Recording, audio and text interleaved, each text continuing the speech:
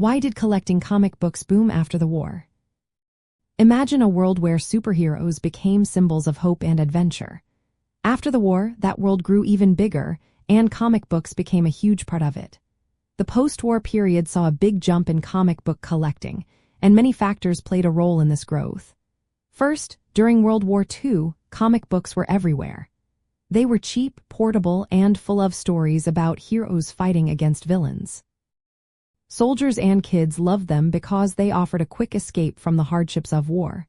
After the war ended, millions of comics had been printed, so there were plenty of copies floating around.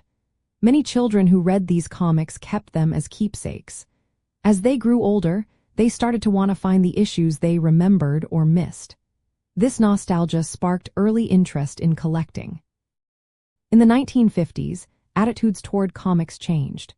Critics said some comics were bad for kids, which led to the industry creating stricter rules. This caused some superhero comics to disappear for a while. But this also made older comics more special and rare. Collectors began to see these older issues as valuable, especially those with the first appearances of famous heroes like Superman and Batman. The rarity of these issues made them even more desirable.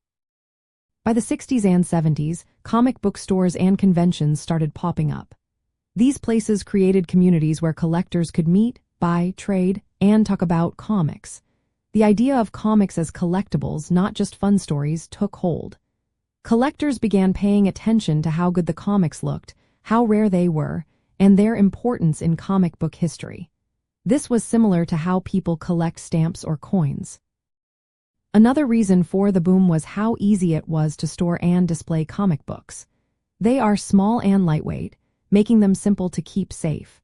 People often collected complete series or runs, especially key issues like first appearances or major story events. The market grew because of guides that helped people understand what their comics were worth and grading services that checked their condition. Today, some comics are worth a lot of money.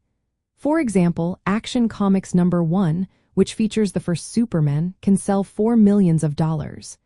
Detective Comics #27, the first Batman, is also extremely valuable. The community of collectors keeps growing, thanks to online shops, comic conventions, and media celebrating comic book culture.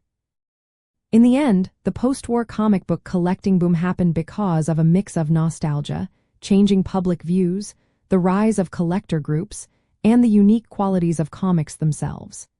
They are easy to keep, full of history, and still exciting to find. For anyone interested in antiques and collectibles, comics offer a fun and lively way to connect with a piece of cultural history.